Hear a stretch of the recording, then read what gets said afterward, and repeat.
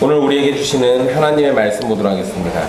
오늘 우리에게 주신 하나님의 말씀은 창세기 22장 1절에서 8절까지 말씀입니다. 창세기 22장 1절에서 8절까지 말씀입니다.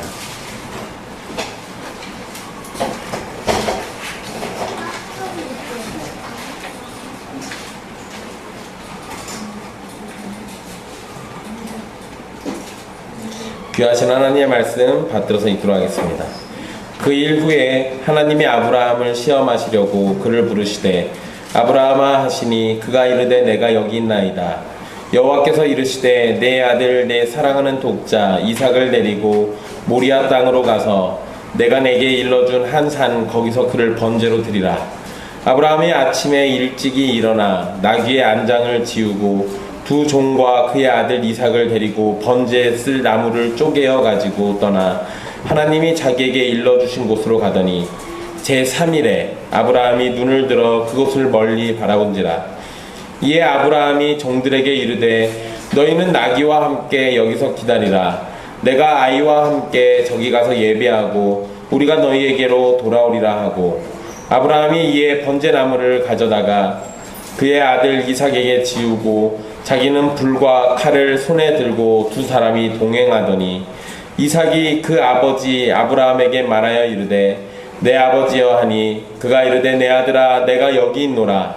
이삭이 이르되 불과 나무는 있거니와 번제할 어린 양은 어디 있나이까. 아브라함이 이르되 내 아들아 번제할 어린 양은 하나님이 자기를 위하여 친히 준비하시리라 하고 두 사람이 함께 나아가서 아멘. 이 말씀은 살아계신 하나님의 말씀입니다.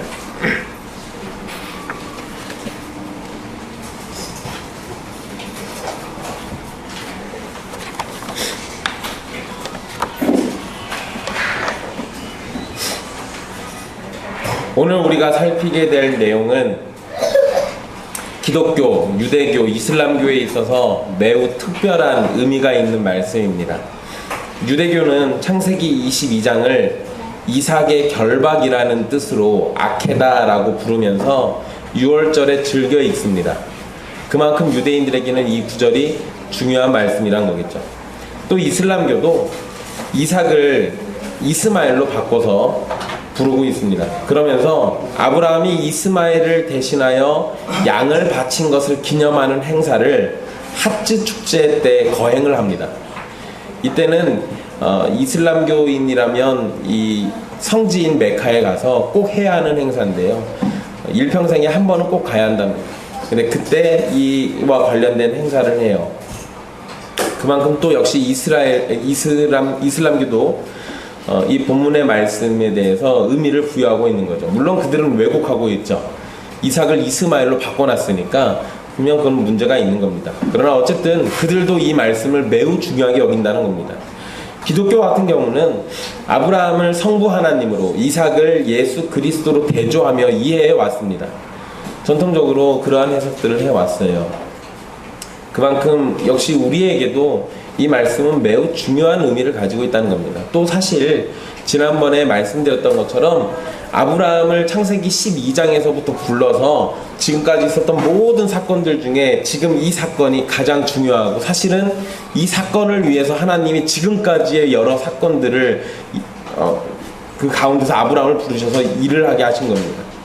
그러니까 아브라함이 지금까지 믿음에 대한 여러 가지 시험이나 유혹 또는 역경을 겪거나 이 모든 것들이 창세기 22장에서 해소되기 위해서 지금까지 해온 겁니다. 그러니까 성경의 기록이 아브라함의 일생을 여기에다가 맞추고 있기 때문에 역시 굉장히 중요할 수밖에 없는 말씀인 거예요.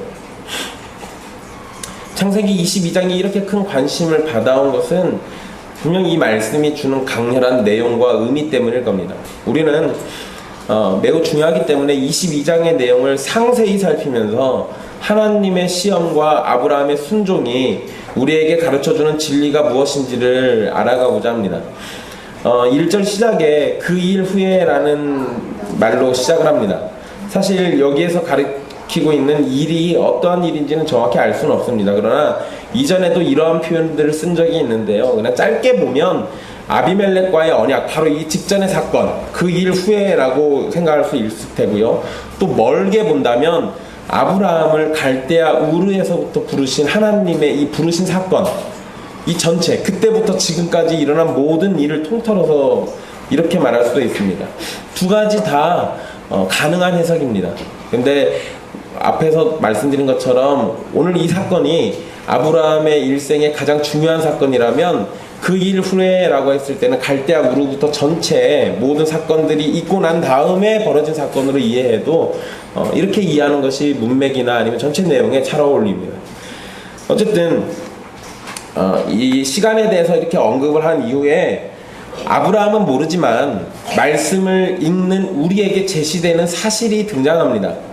하나님이 아브라함을 시험하시려고 그를 부르시되 라고 말씀이 기록되어 있죠. 하나님은 아브라함을 시험하실 계획을 세우고 그를 부르셨습니다. 그런데 이러한 하나님의 뜻은 아브라함은 알지 못합니다. 이게 시험한다라는 말은 우리만 아는 거지 아브라함이 이걸 아는 건 아니에요. 아브라함에게 있어서 하나님의 부르심과 또 그 이후에 하실 말씀은 그저 단순한 명령으로 다가갑니다. 만약에 그것이 하나님의 시험이라는 사실을 알았다면 시험의 가치나 목적이 약화되었을 것입니다. 만약에 아브라함이 진작에 알았다고 한다면 이삭 바치어서 죽이는 거 내가 바치려고 이 전심을 다해서 하면 주님이 나를 말리시겠지? 그러면 이삭은 죽지 않겠지? 만약에 이런 식으로 미리 예측 가능했다고 한다면 그러면 이 시험이 아무런 의미가 없어져 버려요. 그런데 여기에서 우리한테 정보를 주고 있는 건 중요한 이유가 있습니다. 하나님이 아들 이삭을 바치라고 한 이 말씀은 사실 우리한테 굉장히 충격이에요. 그런데 이러한 말씀이 시험이다라는 것을 미리 전제해주고 우리가 오해하지 말라고 가르쳐주고 있는 겁니다. 그러니까 우리는 이 부분에 있어서 일단 이게 시험이구나라는 것을 이해하고 오해할 필요는 없습니다. 하나님이 사람 바치는 걸 좋아하는구나. 하나님이 큰아들들 죽이는 걸 좋아하시는구나. 이런 오해는 하실 필요 없습니다.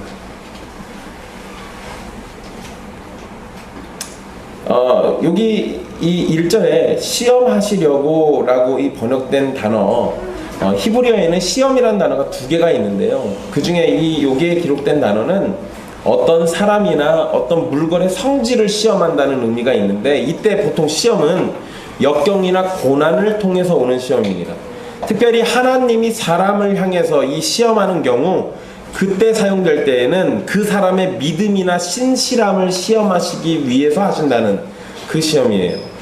이 말씀은 신명기 8장 2절에서도 사용이 되는데요. 거기에서는 이 극한 상황에서 순종하는지를 살피는 시험의 의미로 사용되었습니다. 그러니까 하나님이 우리를 시험한다, 성경에 나와 있는 가르침인데, 이 시험은 역경과 고난 이런 것들을 통해서 믿음이 있는지 없는지, 순종을 하는지 안 하는지, 이것을 보는 거예요. 이것을 보는 겁니다. 그러니까 아브라함에게도 지금 이거는 순종을 하는지 안 하는지를 살펴보시겠다라는 의도가 다분히 있는 겁니다.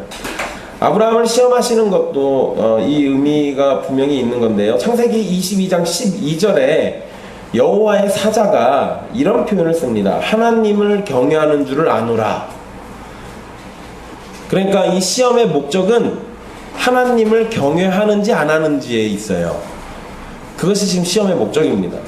이 표현 12절에 나와 있는 이 표현 자체가 하나님을 향한 경외, 이걸 얘기하는 건데요. 여러분, 여기에서 이 경외는 뭐 하나님을 두려워했다 이 의미보다는 여기에서 사용될 때 경외는 순종입니다. 그러니까 표현은 경외라고 했는데 그 안에 담겨져 있는 의미는 순종이에요. 그러니까 하나님께 순종하는지 안 하는지를 보겠다는 겁니다. 하나님께서 아브라함을 부르자 아브라함은 곧장 그에게, 하나님에게 내가 여기 있나이다 라고 대답을 합니다. 여러분, 이 흥미롭게도 아브라함은 창세기 22장에 내가 여기 있나이다 라는 표현을 3번이나 씁니다. 2번은 하나님께 쓰고요, 1번은 이삭에게 씁니다.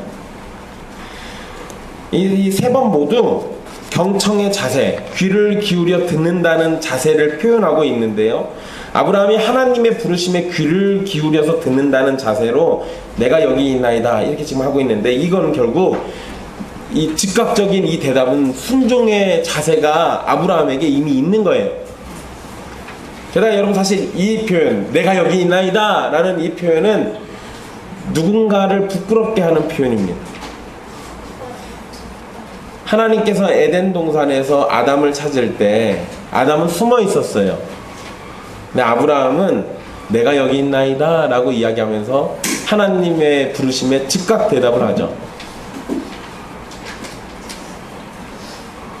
그래서 이 아브라함이 지금 겪고 있는 이 시험은 어찌 보면 아담이 실패했던 그 순종이라는 시험에 대한 또 다른 모습처럼 비춰지기도 합니다. 그래서 여러분 사실요, 영적인 의미로 제시한다고 했을 때 창세기 22장에는 아브라함이 분명히 아버지 하나님의 모습도 있어요. 그런데 아브라함에게서 예수 그리스도의 모습을 발견할 수도 있습니다. 그러니까 이건 단순히 그냥 도식화해서 아브라함은 아버지 하나님, 이삭은 예수 그리스도 이런 식으로 딱 잘라가지고 얘기할 수가 없어요. 여기에는 여러 가지 복잡한 영적인 의미들이 함께 있습니다. 이 부분만 살핀다고 해도 몇 주 동안을 설교를 해야 돼요. 이건 다 그냥 이렇게 최대한 간단하게 말씀드리고 그냥 넘어가도록 할게요. 하나님께서 아브라함에게 아브라함이 내가 여기 있나이다 라는 대답을 하고 나니까 하나님이 바로 아브라함에게 시험의 내용을 말씀해 주십니다. 물론 아브라함에게는 이게 시험이 아니고 그냥 명령으로만 들리는 겁니다. 그런데 여러분, 명령의 내용이 22장 2절에 기록되어 있는데 이게 어딘가 모르게 우리한테 익숙합니다. 어딘가 모르게 좀 약간 익숙해요. 내 아들, 내 사랑하는 독자 이삭을 데리고 모리아 땅으로 가서 내가 내게 일러준 한 산 거기서 그를 번제로 드리라. 여러분, 이 명령이 완벽하게 똑같진 않지만 창세기 12장 1절과 비슷합니다. 심지어 12장 1절에 사용된 히브리어 단어하고 비슷한 분위기, 비슷한 용어들을 사용하고 있어요. 여러분, 12장 1절에서는 하나님이 아브라함에게 지시할 땅으로 가라고 하셨던 것처럼 22장 2절에서도 하나님은 아브라함에게 하나님이 일러준 산으로 가라고 하셨습니다. 또 12장 1절에서는 아브라함에게 본토, 친척, 아비의 집을 떠나라고 하셨는데 22장에서는 내 아들, 내 독자, 사랑하는 이삭을 버리라고 합니다. 그러니까 뭔가 모르게 이게 분위기가 좀 비슷하죠. 뭔가 모르게 분위기가 좀 비슷합니다. 큰 차이점도 있는데요. 12장에서는 명령과 함께 약속을 주셨습니다. 그래서 12장 2절 3절에는 약속이 등장하죠. 그런데 22장에서는 특별한 약속은 없고 그냥 명령만 있습니다. 아브라함의 입장에서 아무런 약속도 없이 이삭을 바치라는 말을 들었을 때 이때 상황을 생각해 보세요. 이전까지는 하나님이 무슨 얘기만 하시면 약속을 하셨어요. 뭔 얘기만 나오면은 약속을 해주셨는데 그 약속들이 대부분이 다 너의 자손들이 하늘의 별과 같이 바다의 모래알 같이 큰 민족을 이룬다. 내가 너희의 하나님이 되겠다. 이런 약속이었는데 여기에는 그런 약속이 단 하나도 안 나옵니다. 게다가 지금 하나님이 주신 이 명령만 놓고 보면 마치 이전에 하셨던 약속을 다 취소하는 것 같아요. 이전에 하신 약속의 희망을 완전히 없애버리는 것만 같습니다. 여러분, 이전에 하나님이 아브라함에게 하셨던 약속들은 다 이삭이 있어야만 가능합니다. 그런데 그 이삭을 지금 죽이라고 했어요. 그러면 기껏 25년을 기다려서 100살이 돼서 낳은 아들인데 이제 비로소 하나님의 약속이 실천되는 것을 눈으로 보기 시작했는데 그 아들을 죽이래요. 그러면 언약만 놓고 생각해보면 하나님이 갑자기 이전에 하셨던 약속을 다 취소하는 것 같잖아요. 모양새가 그럽니다. 그러니까 아브라함 입장에서는 뭐 또 다른 약속을 주시려나? 이렇게 기대할 수도 있는데 하나님이 별다른 약속을 안 하세요. 그냥 명령만 하셨습니다. 그런데 여러분, 우리가 주의할 것은 하나님께서 별다른 약속은 하시지 않았지만 그렇다고 해서 이전에 하신 약속을 깨트리신다는 말씀도 하시지는 않았습니다. 즉 이삭을 바치라는 명령은 하셨지만 그 명령으로 인해서 이삭의 자손들이 태어나고 하나님의 백성으로 큰 민족을 이루게 될 것이라는 사실은 변함이 없다는 거예요.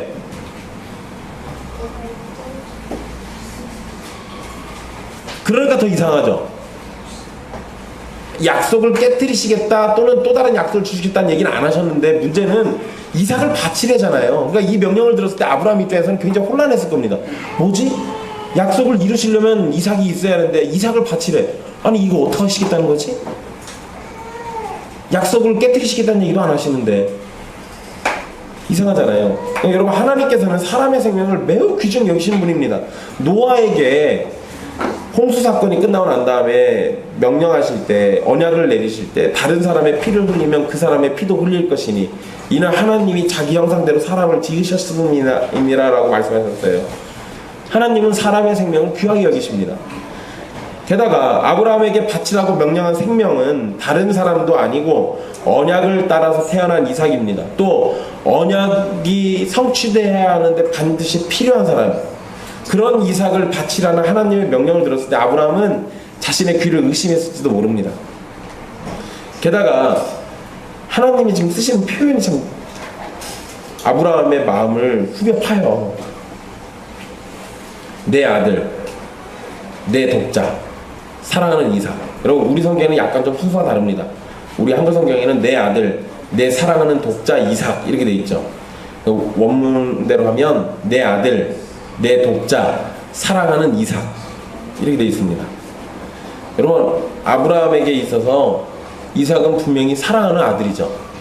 또 분명히 아브라함의 아들, 내 아들이에요. 근데 그런 아들을 지금 바치라고요? 그런데 여러분 여기에 하나님이 내 독자라는 표현도 쓰십니다. 근데 독자는 아니잖아요. 독자라는 표현이 정확하게 맞는 건 아닙니다. 왜냐하면 이삭에게는 이스마엘이라는 형이 있어요. 이스마엘도 아브라함의 아들이거든요. 분명히 아브라함의 아들 이스마엘이 있음에도 불구하고 하나님께서는 이삭을 독자라고 부릅니다. 이렇게 부르신 것은 하나님의 언약을 따라서 태어난 아들은 이삭밖에 없어요. 그러니까 이스마엘은 하나님이 지금 말씀하시고 계획하시는 모든 일 가운데 예외예요. 언약 밖에 있는 겁니다.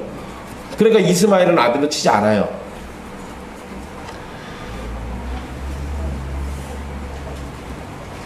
게다가 이스마엘은 지금 아브라함의 품을 떠나서 밖에 살고 있죠. 그러니까 아브라함도 아들로 여기고 인정할 수 있는 존재는 이삭밖에 없습니다. 그런데 그런 귀한 아들을 바치라는 명령은 매우 이상하게 들렸을 것이고 자신이 잘못 드는 건 아닌가 하며 의심했을지도 모릅니다. 그런데 여러분 우리 한글 성경에는 번역이 안 된 단어가 하나 있어요. 2절에 하나님께서 이 하신 명령의 성격을 보여주는 표현이 있는데 우리 성경은 그거를 빼버렸습니다. 우리말로 제발이라는 뜻의 단어가 2절 초반에 들어가 있습니다. 그러니까 그냥 그 말씀 집어넣으면 이런 거예요. 여호와께서 이르시되 내 아들 내 사랑하는 독자 이삭을 제발 데리고 모리아 땅으로 가서 내가 내게 일러준 한 산 거기서 그를 번제로 드리라. 여러분 제발이라는 말 우리가 언제 씁니까? 부탁할 때, 간청할 때 제발 해주세요 하면서 하잖아요. 여러분 이거 하나님이 사람한테 쓰기에는 적합하지 않은 표현이에요. 그런데 이런 표현을 쓰셨어요.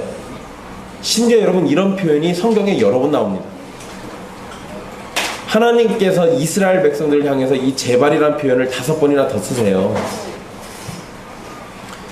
여기서도 그러면 실수로 쓴 게 아니라 무슨 의도가 있는 거 아니겠습니까? 여러분 이 하나님께서 제발이라고 아브라함한테 이렇게 말씀하셨고 분명 2절의 문장은 명령형인 게 맞아요. 명령형이에요. 그런데 거기에 제발이라는 표현을 집어넣습니다. 이거는 하나님께서 하신 이 명령이 강제적인 명령을 하신 게 아니라 자율적인 선택을 하셔서 시험에 순종할 것을 아브라함에게 맡겼다는 거예요. 너 반드시 그렇게 해야 돼가 아니고 제발 부탁하는데 아들 좀 갖다 바치라고 얘기한 거예요. 제발 부탁하는데. 또한 이 제발이라는 간청의 표현을 하나님께서 사용하셨다는 것은 그만큼 하나님의 명령이 아브라함에게는 큰 희생을 요구한다는 것을 하나님 스스로도 인정하시는 거예요. 이거 아들 죽이는 거 정말 큰 일인 거예요. 그러니까 제발이라는 표현을 쓰셨겠죠. 하나님께서 요구하신 것은 분명 큰 희생입니다. 그런데 하나님은 아브라함에게 아들 이삭을 죽이라고 하신 것이 아니라 번제로 바치라고 말씀하셨어요. 여러분, 이게 그냥 죽이는 정도가 아니고 그냥 번제로 바치는 거예요. 번제는 이 두 가지 목적을 가지고 있습니다. 하나는 재물을 이 예물, 선물로 바치는 것이고, 다른 하나는 이 재물을 속죄의 목적으로 사용해서 드리는 제사예요. 그러니까 아브라함에게 요구된 건 속죄로서의 제사가 아니니까, 그런 번제는 아니니까 요건 선물로 우리가 받아들일 수 있습니다. 또 22장 12절과 16절에 보면 내 독자까지도 내게 아끼지 아니하였으니 라고 말씀하신 걸 보면 이거는 선물로서의 번제를 지금 의미하는 거예요. 그러니까 하나님이 이삭을 아브라함에게 선물로 주셨는데 아브라함 보고 그걸 지금 선물로 다시 바치라는 거예요. 그런데 여러분, 번제는 보통은 각을 떠서 또는 통째로 제단 위에 올려서 완전히 불사르는 겁니다. 완전히 불살라요. 그러니까 여러분, 이거 사람을 완전히 불사르는 거니까 이거 거의 화장하는 거죠. 그러니까 그렇게 바치라는 겁니다. 여러분, 아들을 목을 베고 피를 빼내고 그리고 장작더미 위에다가 올려서 활활 다 태워가지고 바칠 수 있는 아버지가 이 세상에 몇 명이나 될 것 같습니까? 이거 진짜로 큰 요구예요. 정말로 큰 희생이고. 그러니까 하나님이 제발이라는 표현을 쓰신 거예요. 명령은 이렇게 해서 끝이 납니다. 그런데 여러분, 아브라함이 이전 같았으면, 이전에 보인 것들 보면 하나님한테 무슨 대꾸를 할 법도 한데, 예전에 소돔과 고모라를 심판할 때 그때 생각해보면 아이고 하나님, 의인이 50명 있어도 이런 식으로 분명히 대꾸할 법도 한데 별다른 얘기를 안 해요. 하나님한테 반론도 안 합니다. 그리고 3절에 보면 아브라함이 아침에 일찍이 일어났다라고 기록하고 있습니다. 여러분, 문맥상 명령을 받은 다음 날인데요, 아브라함이 아들 이삭을 바치라는 명령을 듣고 두 다리 쭉 펴고 편하게 푹 잠을 잘 잤을 것으로 생각하는 사람은 아무도 없습니다. 그런데 아브라함은 아침에 일찍이 일어났어요. 마치 하나님의 명령에 즉각적이고 하나의 망설임도 없는 순종을 보이는 것처럼 보입니다.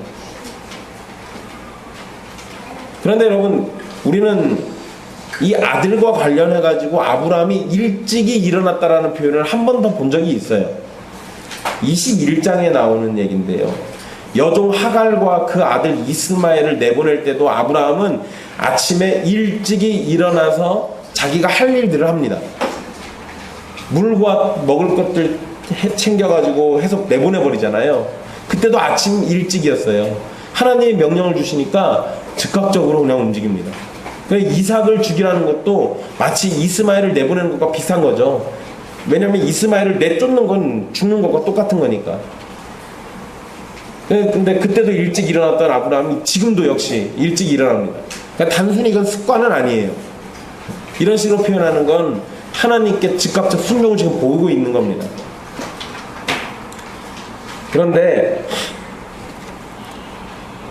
이스마엘을 내보낼 때 그때하고 지금은 좀 많이 달라요. 일단 아브라함 보고 이스마엘을 죽이라고 한 건 아닙니다. 그러니까 내보내는데 크게 어려움이 없죠. 또 이스마엘을 내보내도 그가 살게 될 것이고 큰 민족을 이룰 것이라는 안심이 되는 하나님의 약속이 있었습니다. 그런데 그에 반해서 이삭은 바치라는 명령 요것만 있죠. 이삭의 미래에 관한 이야기는 하나도 없습니다. 지금 아브라함이 들은 얘기는 이삭의 죽음밖에 없어요. 그러면 이스마엘 때와는 지금 상황이 완전히 다른 겁니다. 그런데도 아브라함이 아침에 일찍이 일어나서 순종했다는 건 굉장히 놀라운 일이에요.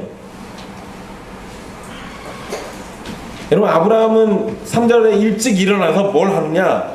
나귀의 안장을 지우고 두 종과 그 아들 이삭을 데리고 번제에 쓸 나무를 쪼개서 떠났다라고 우리 성경에는 기록되어 있습니다. 마치 우리 성경대로 읽으면 두 종과 이삭 이렇게 셋을 데리고 번제에 쓸 나무를 준비한 것처럼 보이는데요.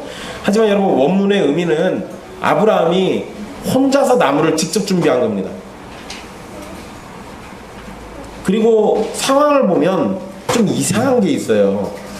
여러분, 번제를 드리기 위해서 먼 길을 떠나는 상황이라고 생각을 해보십시오. 정상적인 순서라면 일단 같이 갈 종들을 뽑아서 이 종들에게 직접 제사를 위한 물건들 준비하라고 할 겁니다. 뭐 주인인데 종들한테 그런 거 시키겠죠. 그리고 나서 가장 마지막에 나귀에다가 안장을 지우고 나귀 타고 가야겠죠. 그런데 우리 성경에 보면 순서가 이상해요. 일반적 순서가 아니에요. 가장 마지막에 할 일을 가장 먼저 해버리고, 그리고 나서 그러니까 나귀에다가 안장을 먼저 지워놨습니다. 먼저 씌워놨어요. 그리고 난 다음에 같이 갈 종들을 뽑습니다. 그리고 그들에게 준비를 시키는 게 아니라 본인이 직접 해버려요. 이렇게 일의 순서가 엉망인 걸 보면 우리는 아브라함이 아침 일찍이 일어나서 즉각적 순종을 보이고 있지만 그의 마음과 정신 상태가 온전하지 않다라는 걸 우리가 보는 겁니다. 제정신 아닌 거죠, 지금. 아들 죽여야 하니까. 근데 여러분, 제정신이 아닌 그 상황 속에서도 일찍 일어나서 할 일은 또 다 해요. 그러니까 제정신은 아닌데 순종을 하고 있는 겁니다. 여러분, 어떤 학자들은 이런 식으로도 표현을 해요. 아브라함이 직접 나무를 준비했다. 여러분, 아브라함이 지금 나이가 100살이 훌쩍 넘은 나이예요. 100살이 훌쩍 넘은 나이입니다. 100살이 훌쩍 넘은 할아버지가 나무, 번제에 쓸 나무, 사람을 태울 정도면 나무를 굉장히 많이 준비해야 돼요.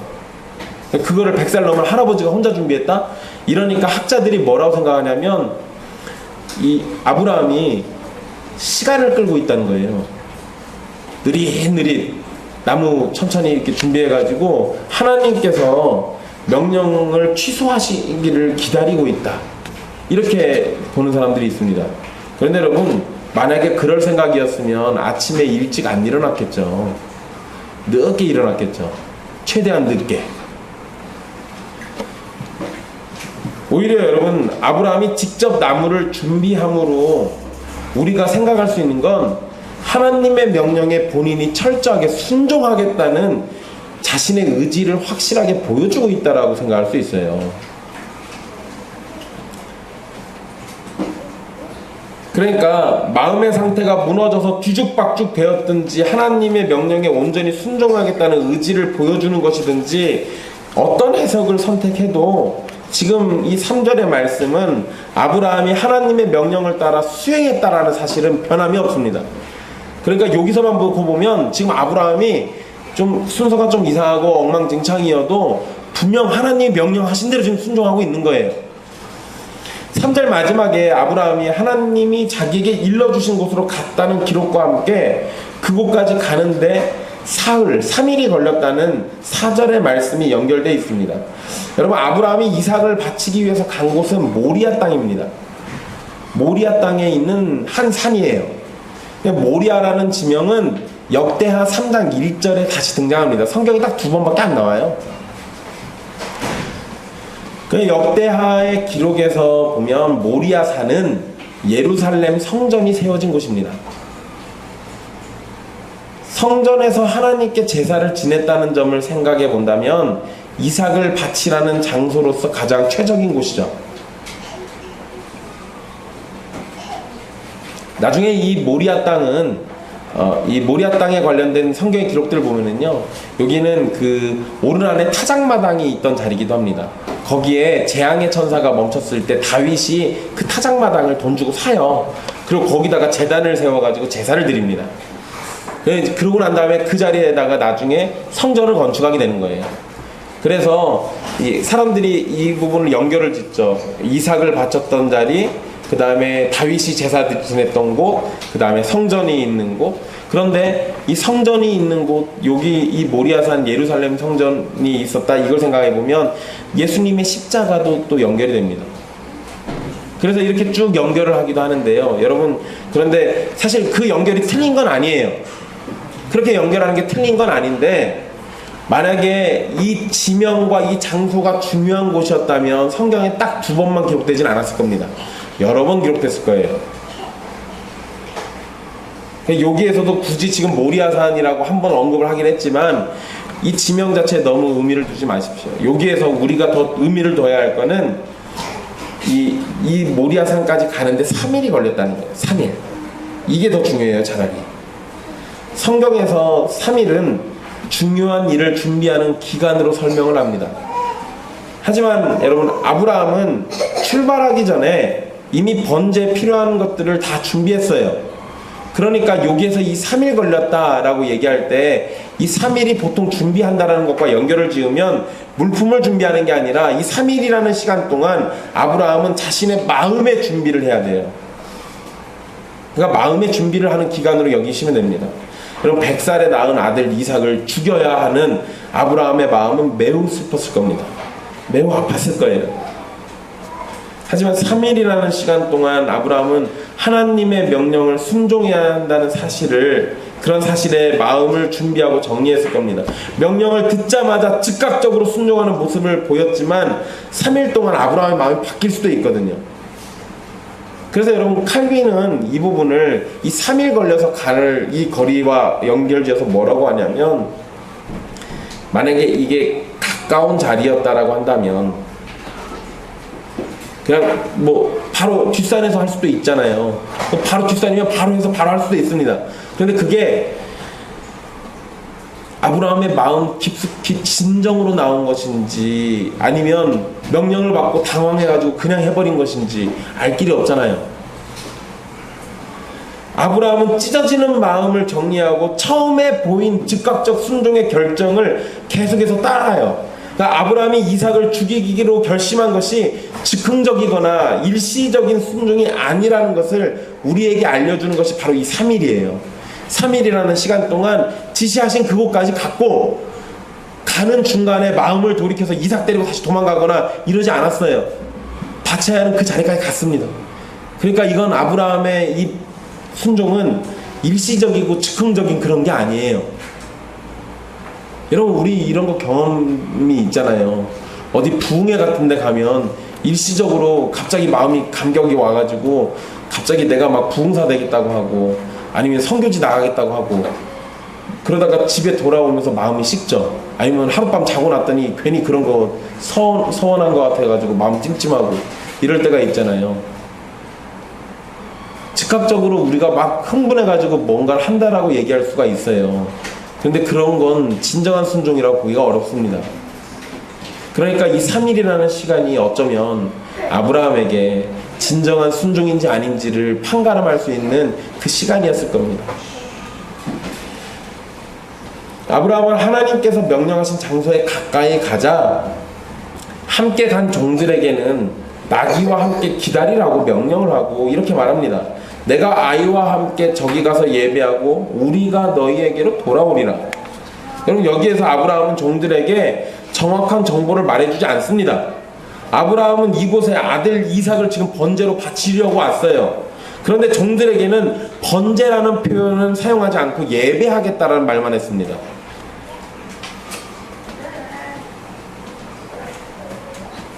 그리고 이삭을 번제로 바치고 나면 혼자서 돌아오게 될 것인데 아브라함은 우리가 너희에게로 돌아오리라 라고 말을 하면서 종들에게 아들 이삭이 다시 돌아올 것이라고 말을 하고 있어요. 여러분, 아브라함이 종들에게 거짓말을 하는 것인지 아니면 정말로 확고한 믿음으로 믿는 바를 이야기한 것인지 이 본문만 가지고는 정확히 알 수 없습니다. 그러나 히브리서 11장에서 아브라함이 시험을 받을 때 믿음으로 이삭을 드렸고 하나님께서 죽은 자 가운데서 이삭을 살리실 줄로 생각했다는 말씀을 생각한다면 아브라함이 종들에게 한 말은 거짓말이기보다는 하나님의 약속을 신뢰하는 확고한 믿음에서 나온 말로 볼 수 있습니다. 종들을 두고 아브라함과 이삭이 산에 올라갑니다. 아브라함은 번제 나무를 이삭에게 지우고 자기는 불과 칼을 손에 들고 동행했다고 성경이 기록하고 있습니다. 여기에서 여러분 이삭이 나무를 짊어지고 산에 오를 정도이기 때문에 최소한 10대 청소년이라는 그 정도는 우리가 생각할 수 있어요. 어린 나이는 아니라는 거죠. 예, 여러분 정말 슬프게도 많은 부분에서 이삭을 바칠 때 이 뭐 성화나 이런 거 보면 어린 아이 이삭을 바치는 것처럼 보여요. 근데 그건 아니에요.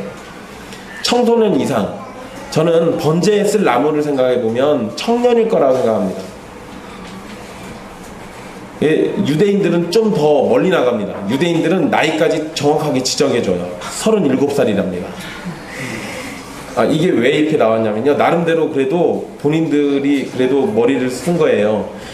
이거 유대인들 얘기입니다. 여러분 이거 사실은 아니에요. 그냥 유대인들이 써놓은 주석에 나온 얘기예요. 유대인들이 뭐라고 했냐면 37살에 이거를 이렇게 데려간 거예요. 37살짜리 이삭을 데리고 갔다가 와서 바치려고 했는데 못 바쳤죠. 안 바친 거죠 사실은. 그러고 나서 돌아왔는데 갔다 올 때까지 사라가 이걸 몰랐던 겁니다. 사실 여러분 여기에 사라 얘기는 안 나와요. 아무래도 아브라함이 사라에겐 비밀로 했을 가능성이 높습니다. 그러니까 유대인들도 그렇게 생각을 하고 있는데 갔다 와서 이삭을 바치려고 했다라는 얘기를 사라에게 들려줬다는 거예요. 그랬더니 사라가 그 얘기를 듣고 충격받아서 즉각 죽었답니다. 그때 죽은 나이로 사라가 127세. 그런데 아브라함과 그러니까 127세니까 그러면은 이삭의 나이가 37살이라는 거예요. 그래서 이 뒤에 바로 23장이 사라가 죽은 얘기가 나오거든요. 그러니까 그 얘기 듣고 충격받아서 죽었다. 이렇게 이제 유대인들은 나름대로 합리적 추론이라고 한 겁니다. 근데 여러분 뭐 사라가 그것 때문에 죽었다라고 볼 수도 있지만 꼭 그렇게 해석할 이유는 없어요. 그러나 37살까지는 아니어도 최소한 10대 중반, 중후반 이상. 왜냐면 나무를 짊어질 정도니까. 어쨌든 아브라함과 함께 산에 오르던 이삭이 아브라함을 부릅니다. 그러자 아브라함은 내 아들아 내가 여기 있노라 라고 대답을 해요. 아들이 부르자 아버지 아브라함은 곧 죽을지도 모르는 아들에게 자신이 아들의 소리를 주의 깊게 듣고 있다고 대답을 해줘요. 내가 여기 있노라. 그리고 여러분 이삭은 아브라함에게 질문합니다. 불과 나무는 있는데 번제할 어린 양은 어디 있느냐는 거예요. 이삭은 자신이 바로 번제에 쓸 어린 양 대신이라는 사실을 알지 못하고 아브라함에게 지금 질문하고 있습니다. 이 질문을 들었을 때 아브라함은 마음이 무너져 내렸을지도 모릅니다. 그렇지만 아브라함은 침착하게 아들에게 대답을 해줘요. 내 아들아 번제할 어린 양은 하나님이 자기를 위하여 친히 준비하시리라. 네, 여러분 우리 성경에 준비하시리라로 번역된 이 단어는 바라보다, 보여주다 이런 의미가 있습니다. 그거를 그냥 우리 성경은 이렇게 하면 잘 이해 못할까봐 의역해서 준비하신다라고 번역을 해놓은 거예요. 그러니까 원문대로 하면 하나님께서 번제에 쓸 어린 양을 바라보고 계신다는 겁니다. 이 말이 틀리진 않죠. 하나님께서는 번제에 쓸 어린 양을 이미 정하셨고 그것을 아브라함에게 알리셨습니다. 이삭의 눈에는 그 번제에 쓸 어린 양이 보이지 않지만 이미 아브라함과 하나님은 바라보고 있죠.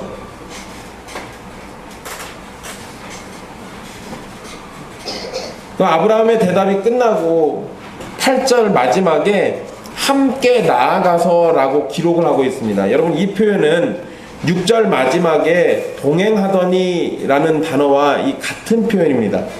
두 개의 단어가 같이 이렇게 한 의미처럼 이렇게 되어 있는 건데요.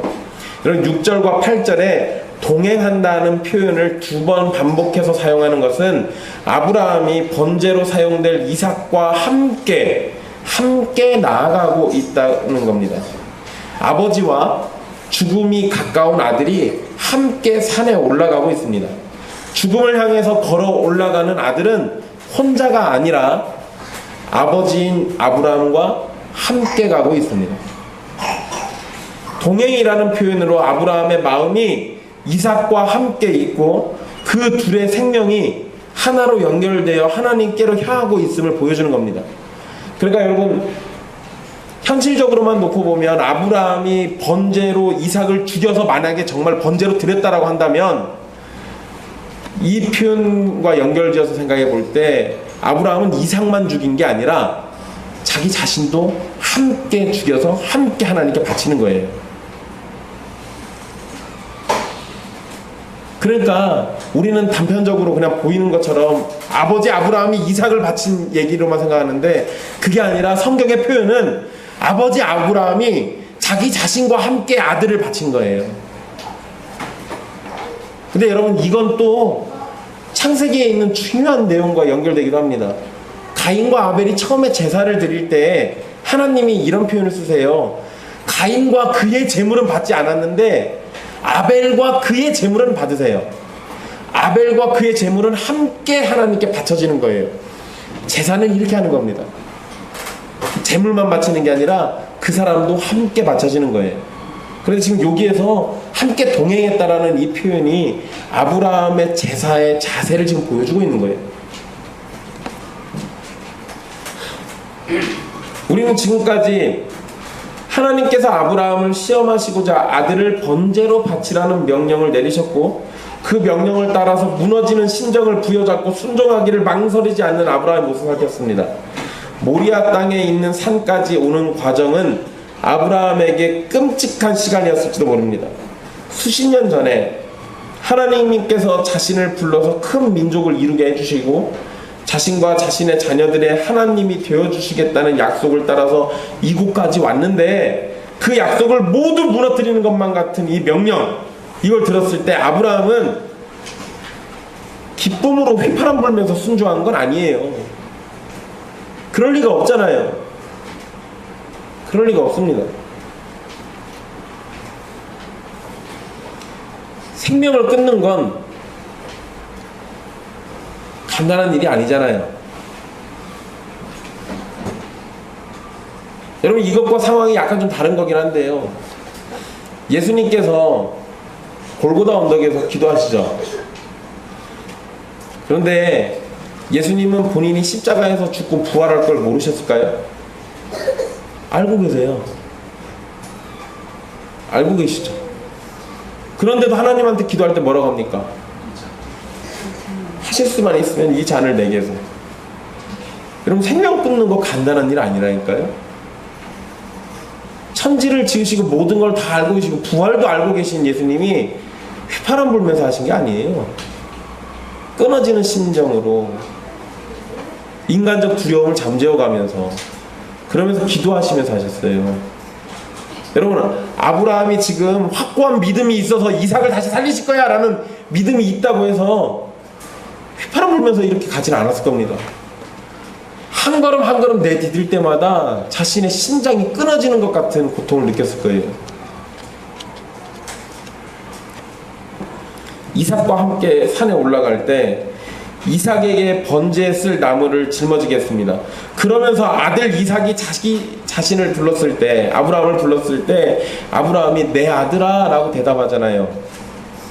여러분, 그 심정을 한번 생각해 보세요. 자신의 분신과 같은 아들을 향해서 나의 아들아 라고 부르고 있지만 그의 등에는 그를 불태워 죽일 나무를 짊어지게 했어요.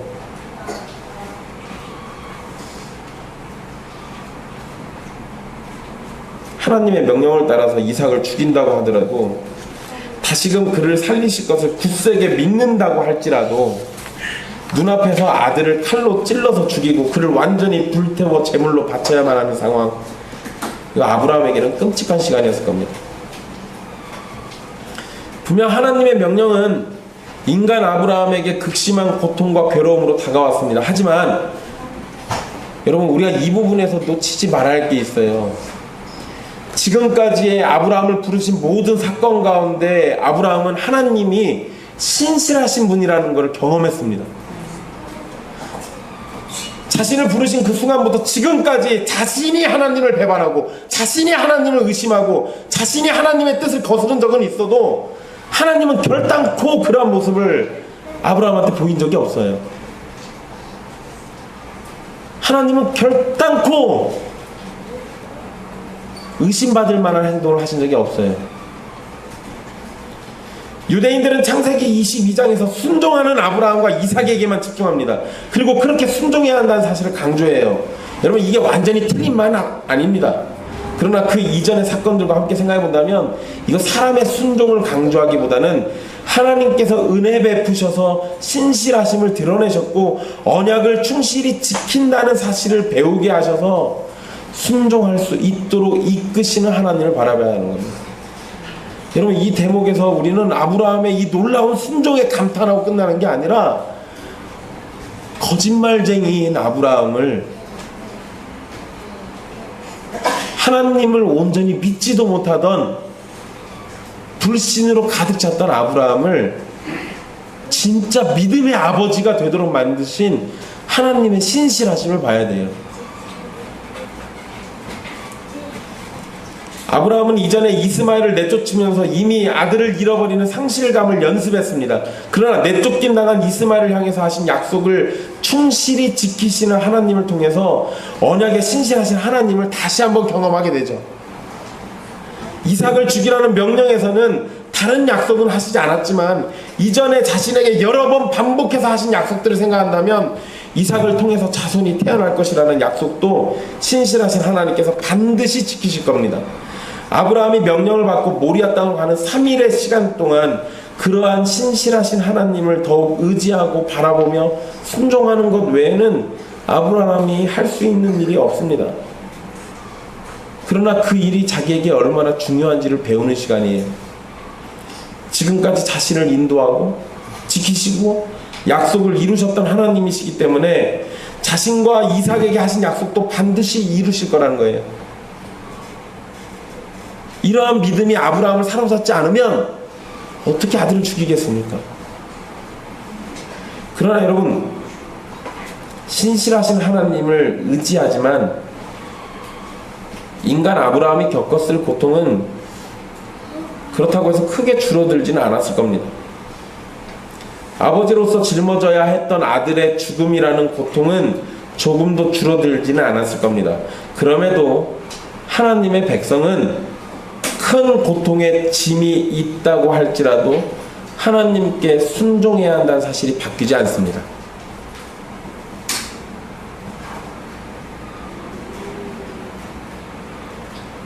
사랑하는 형제자매 여러분, 아브라함이 보여준 순종은 정말로 놀라운 모습입니다. 아들을 죽여야만 하는 괴로운 일을 위해서 하나씩 하나씩 수행해야 하는 일들을 감당해 나가는 모습은 참으로 훌륭합니다. 종들과 아들 이삭에게 해주었던 믿음이 가득한 말들도 정말로 놀라운 것들입니다. 그러나 여러분, 아브라함의 순종에 여러분의 마음을 너무 빼앗기지 마십시오. 아들을 죽여야만 하는 고통 정말 극심한 거예요. 감해지지 않습니다. 제가 그걸 계속 강조했지만요. 그러나 여러분, 아들을 죽여야만 하는 그 고통조차도 아브라함의 순종 앞에서는 빛을 잃어버립니다. 그리고 아브라함의 그러한 순종도 하나님의 신실하심 앞에서는 그 영광을 잃어버립니다.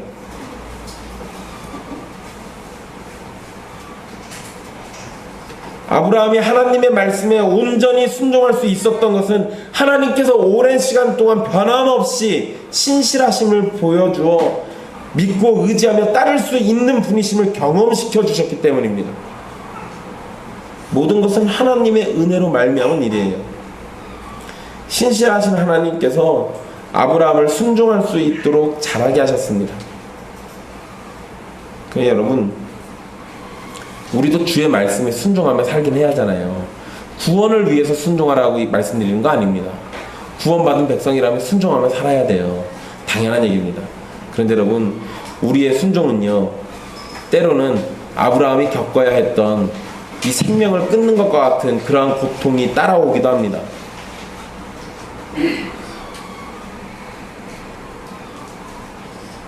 그런데 우리가 묵상해야 할 건 그때 내가 경험하게 될 그 고통을 묵상하는 게 아니라 그 고통도 빛을 잃게 만드는 신실하신 하나님, 나를 사랑하시되 끝까지 사랑하시는 그 하나님, 나를 위해서 자기의 아들 독생자를 주시고 모든 걸 다 주시는 그 하나님, 그분을 묵상하면서 순종하는 거예요. 그러한 하나님이 있기 때문에, 하나님의 그러한 모습이 있기 때문에 우리가 순종할 수 있는 겁니다.